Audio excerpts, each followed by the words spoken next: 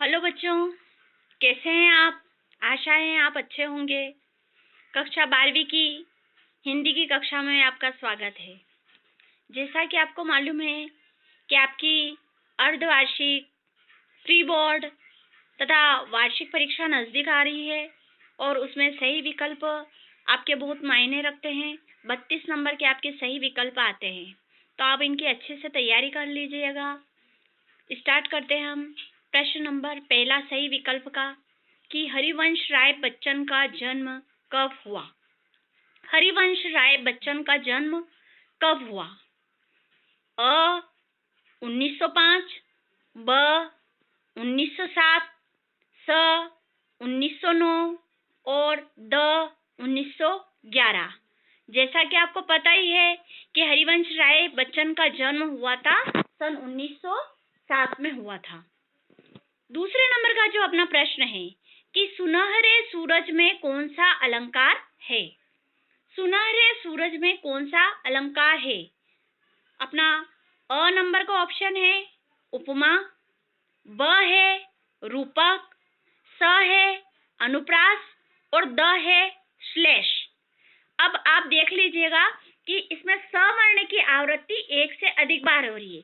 सुनहरे और सूरज यानी इधर भी स और इधर भी स। और मैंने आपको बताया था कि जहाँ एक ही वर्ण की आवृत्ति एक से अधिक बार होती है वहाँ होता है अपना अनुप्रास अलंकार। तो सुनहरे सूरज में अपना कौन सा अलंकार है?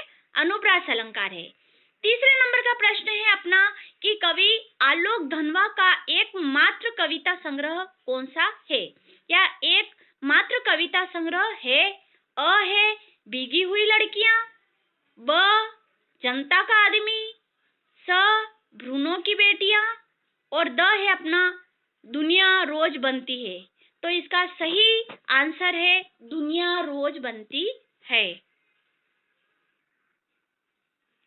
चौथे नंबर का अपना प्रश्न है कि पतंग कविता किसके लिए प्रसिद्ध है?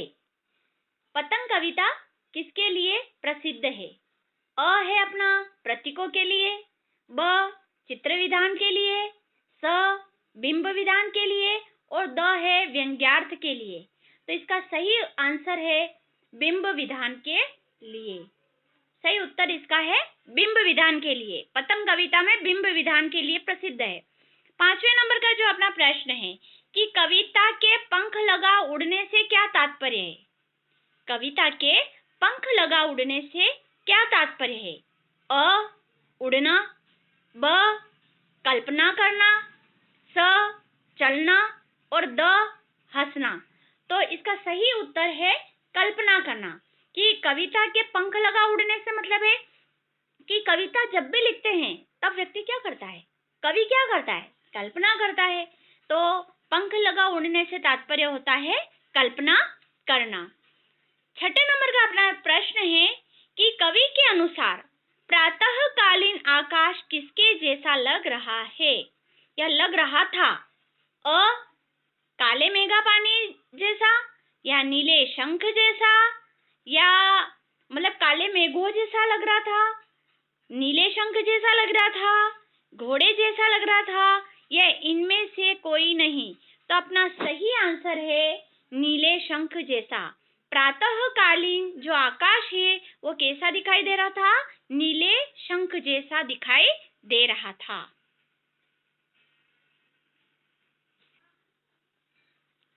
अगले नंबर का है अपना 7वां नंबर है कि बादल राग कविता में गगन स्पर्शी स्पर्धा धीर कहा गया है। यानी बादल राग कविता में गगन स्पर्शी स्पर्धा धीर किसको कहा गया है? तो अ है अपना आकाश को, ब है श्वेत बगुलों को, स है बादलों को या द है गरीबों को। तो सही उत्तर है इसका बादलों को। यानी कि बादल जब इधर से उधर जाते हैं ना तो ऐसा लगता है कि जैसे वो क्या कर रहे हैं? कोई स्पर्धा कर रहे हो, गगन को छूने की स्पर्धा कर रहे हो। इसलिए बादल राग कविता में गगन स्पर्शी स्पर्धा धीर किसको कहा गया है? बादलों को कहा गया है। 8वें नंबर का जो अपना प्रश्न है कि किसकी चूड़ी मर गई? किसकी चूड़ी मर गई? अ है पेंच की, ब है कील की, स की या द है बात की। तो किसकी चूड़ी मर गई? भाषा की चूड़ी मर गई। 9वें नंबर का जो अपना प्रश्न है कि आकाश में कौन उड़ रहे हैं? आकाश में कौन उड़ रहे हैं? तो शब्द उड़ रहे हैं या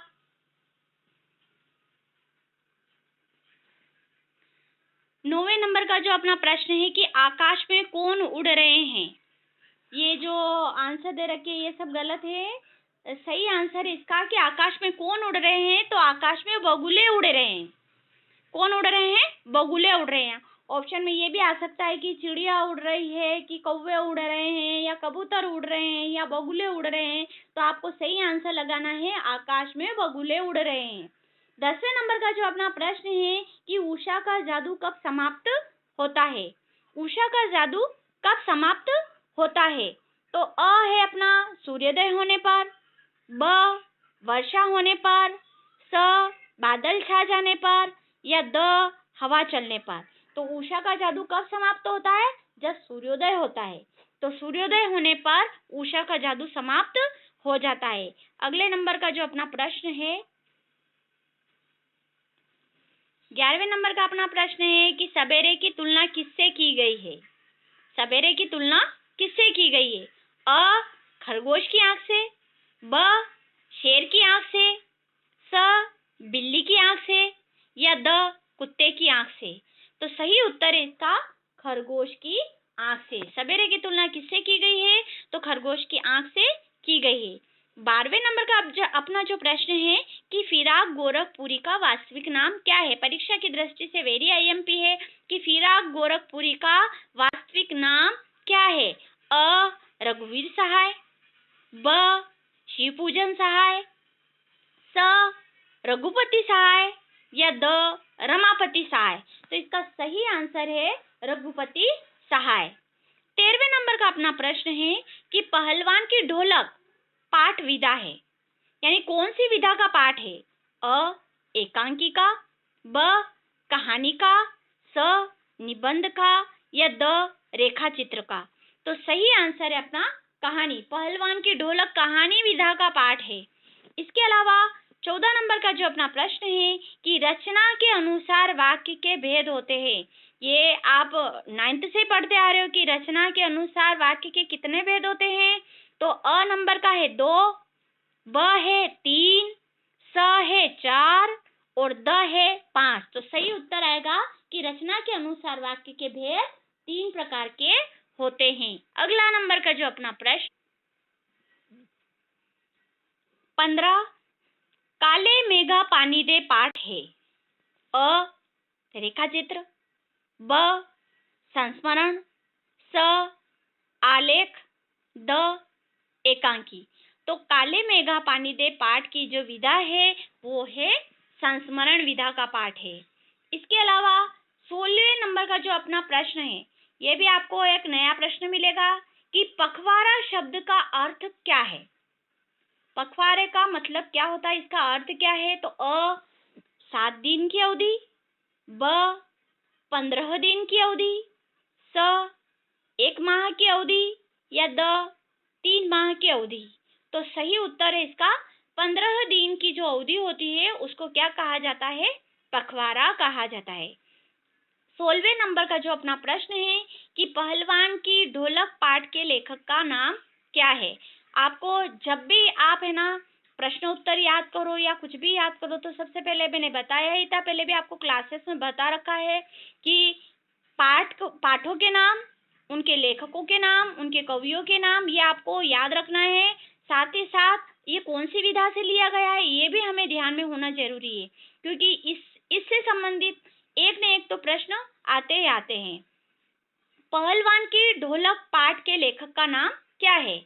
है जैनेन्द्र कुमार, ब है महादेवी वर्मा, स है धर्मवीर भारती, या द है फणीश्वर नाथ रेणु। तो इसका सही आंसर है फणीश्वर नाथ रेणु। पहलवान की ढोलक के पाठ के लेखक का नाम है फणीश्वर नाथ रेणु।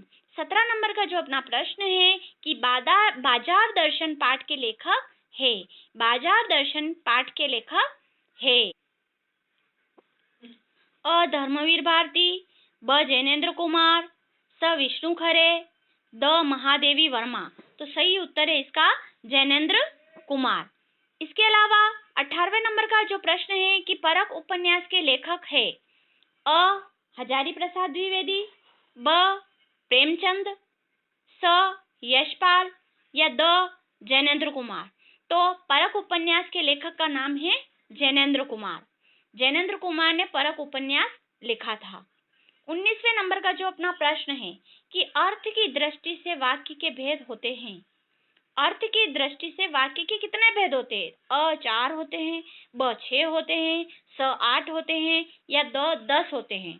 तो इसका सही आंसर है स 8 होते हैं। अर्थ की दृष्टि से वाक्य के भेद 8 होते हैं। आज का लास्ट प्रश्न है 20वां। गुनाहों के देवता उपन्यास के लेखक का नाम क्या है? अ धर्मवीर भारती, ब जैनेन्द्र कुमार, स प्रेमचंद और द वृंदावन लाल वर्मा। तो सही उत्तर है इसका धर्मवीर भारती। उम्मीद है आपको आज की कक्षा बहुत अच्छी लगी होगी। आपको घर पे इन 20 प्रश्नों का रिवीजन करना है। अगर आपको क्लास अच्छी लगी हो तो लाइक कीजिए, सब्सक्राइब कीजिए और बेल आइकन को प्रेस कीजिए और कमेंट करिए। आशा है। धन्यवाद।